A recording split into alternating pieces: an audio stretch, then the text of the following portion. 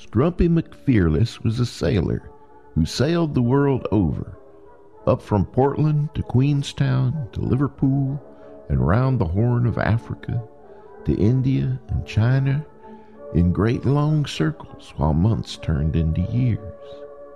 With all this labor, this pulling on bowlines, hoisting masts, and swabbing decks, Scrumpy rarely ever had a shilling or a dime to call his own, for sailors in those days came into port penniless, or nearly so, stayed in sailors' boarding houses that charged high rates, and took most of their advanced wages from the next ship to pay the tab.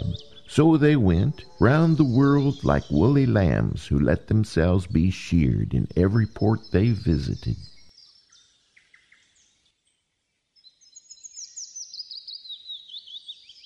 Scrumpy had never intended to be a sailor. In fact, the thought had never ever crossed his mind. He was born the son of a logger and had grown up in logging camps in Oregon. When he was 17 years old, he grew a fine beard and took up smoking and called himself a man. All his life he had heard stories about the magnificent times the other loggers had had up in Portland.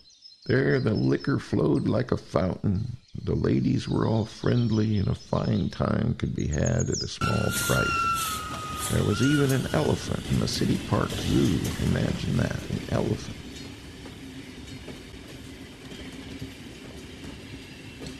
So Scrumpy set off for Portland with about $4.75 in loose change and a whole lot of foolish notions of what was possible to accomplish in such a venture.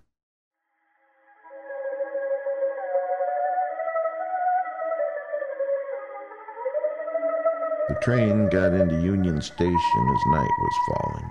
Scrumpy was, of course, flabbergasted.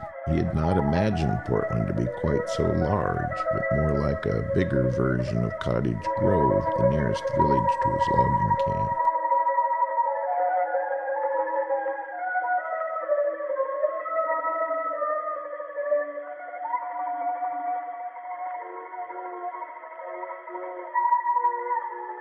Having never been in a big city before, he set out walking, looking for the famous watering hole and house of ill fame, Ericson's Saloon, that he had heard so much about.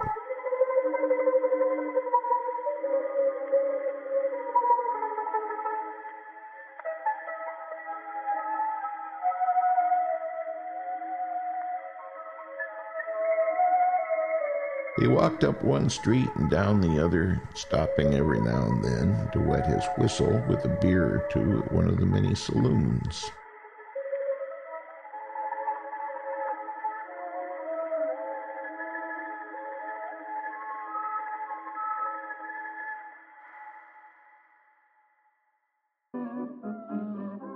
After he had reached a point of pleasant inebriation, he stumbled upon a copper, who instead of directing him to Ericson's gave him a speech about some fellow named Vagrant, who seemed to spend a lot of time at some resort called Kelly Butte, busting rocks with a hammer.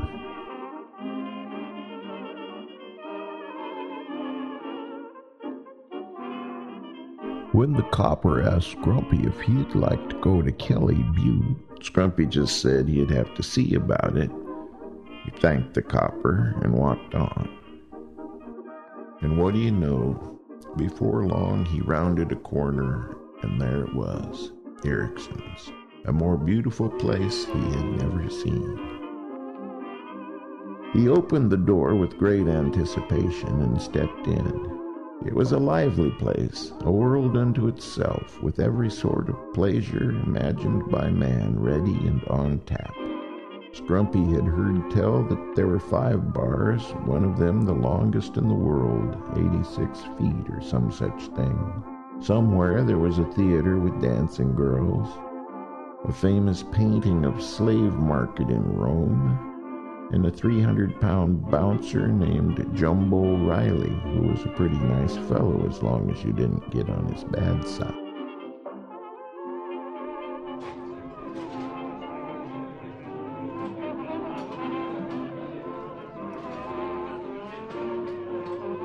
Scrumpy wandered around and found the theater, but it was empty.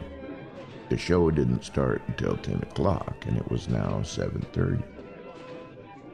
He wandered around some more and found the famous Orchestrion, supposedly the largest in the world. But it wasn't making any music, and Scrumpy wasn't about to touch it.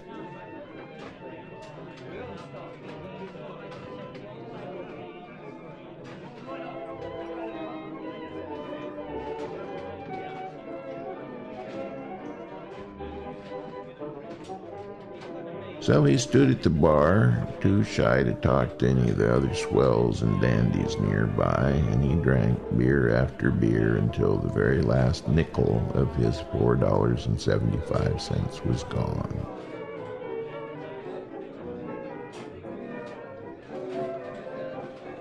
Before too long, Mr. August Ericson himself was politely asking him to leave, but to come back when he had a little more money. Scrumpy staggered out into the night, unsure of what to do next. Maybe he'd try that Kelly Beef place the copper had told him about.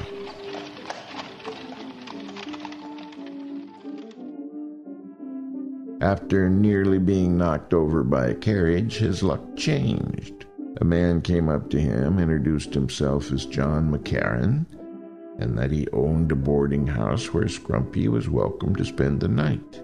As they walked along, McCarran clapped an arm on his shoulder and began talking about a sailor's life. Scrumpy thought that maybe McCarran was a few shingles short of a roof. And when I hear anybody say now that a sailor has a wife in every port, I just say to myself, well, it's better to have a wife in every port than to have them all running around in the same port. Aye, aye, aye. Oh, but it's a grand life as a sailor.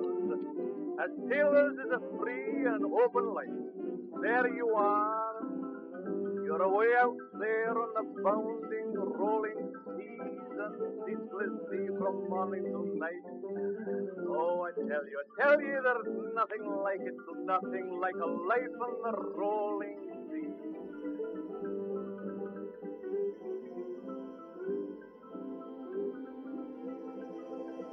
So the night came to an end, with Scrumpy falling fully clothed into the straw and on into a dreamless sleep.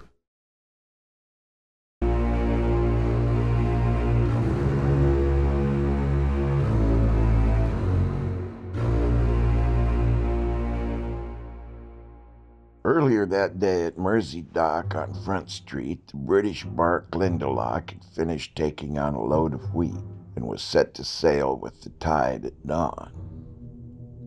When Captain Blackford discovered that he needed one more able seaman to fill out the crew, he headed up through the north end of town to Burnside Street and the offices of J.P. Betts, Portland's shipping master.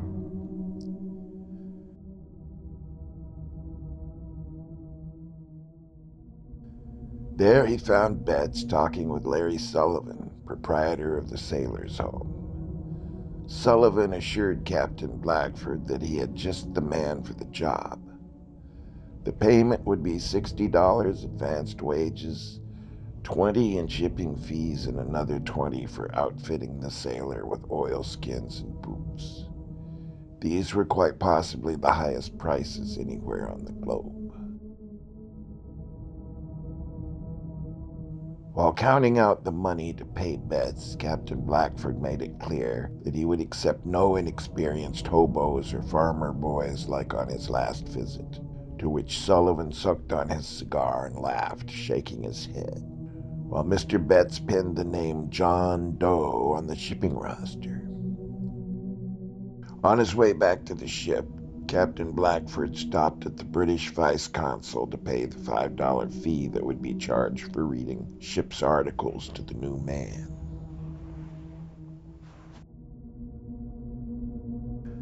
That evening, just before the consul's office closed, Larry Sullivan sent one of his runners up to the office to hear and sign the articles of employment in the name of one John Doe.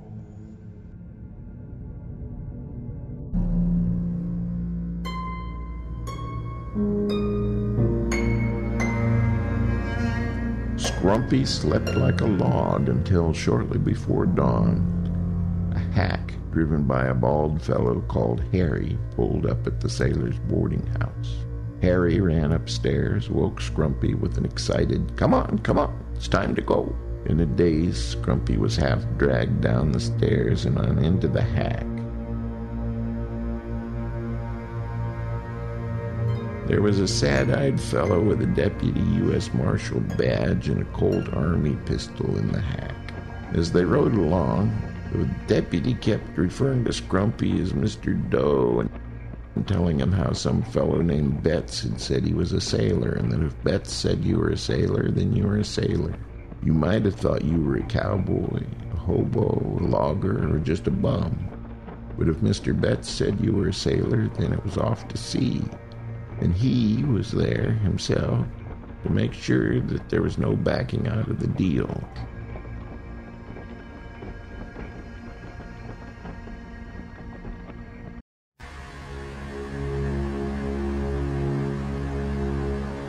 Scrumpy was about to carry on a fuss, but then he saw that they were going on board a steam tug, which seemed pretty exciting.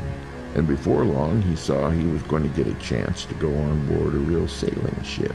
Scrumpy figured he'd go along with the deal until they straightened things out. That way, he would get to sail on a sailing ship and have some real adventures to tell when he got back to the logging camp.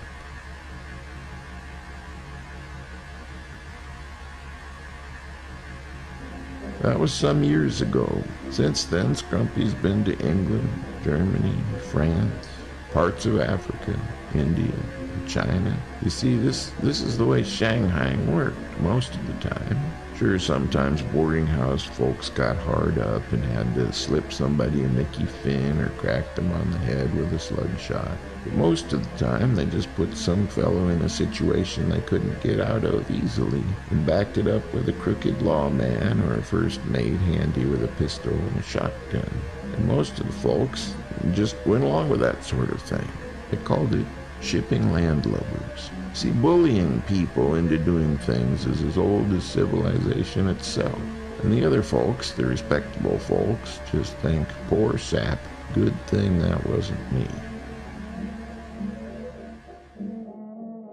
From the early 1870s on up into World War I, Portland and Astoria had some of the most ruthless and wicked Shanghaiers in the world.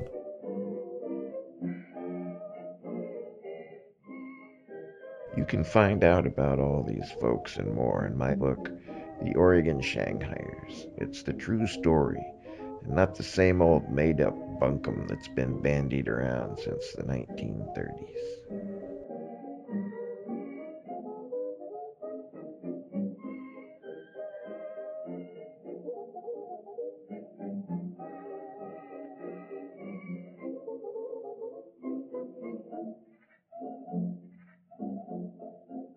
Thank you for watching.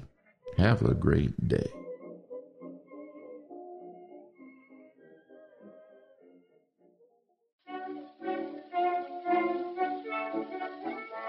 Come, dear Jane, now let's get together.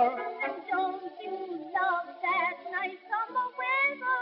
So let's go to that beautiful sea. I'll follow along. It's you for me. Anything that I would suggest to you. Yes, dear heart, I think it's the best to do. So jump in my Ford. All aboard. Gee, I want to be By the sea. by the sea. By the beautiful sea. You and I. You and I. Oh, how happy we'll be.